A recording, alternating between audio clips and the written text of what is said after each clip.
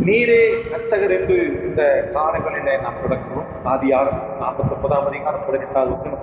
கர்த்தாவே, உம்முடைய இரட்சிப்புக்கு காத்திருக்கிறேன் என்று சொல்லி அங்கே பார்க்கிறோம். யாக்கோபு தன்னுடைய குமாரரில் ஒரு சிலருக்கு கடைசி நாட்களில் அவர்களுக்கு நேரிடும் காரியங்களை அறிவித்த பின்பு தன்னை பற்றியும் சொல்லுகிறார்.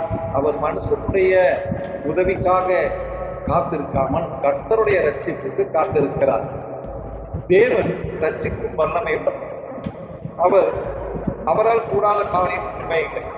முற்பிதாக்களின் தேவன் அவரையும் விடுவிக்கவும் காப்பாற்றவும் பாதுகாக்கவும் தேவனுக்கு வல்லமையும் அதிகாரம் உண்டு என்பதை அறிந்திருந்தார். ஆகையால் தான் யாக்கோபு உம்முடைய ரட்சிப்புக்கு காத்திருக்கிறேன் என்று சொன்ன அதே வார்த்தையின்படியாக நாமும் தேவனுடைய ரட்சிப்புக்காக காத்திருக்கும்.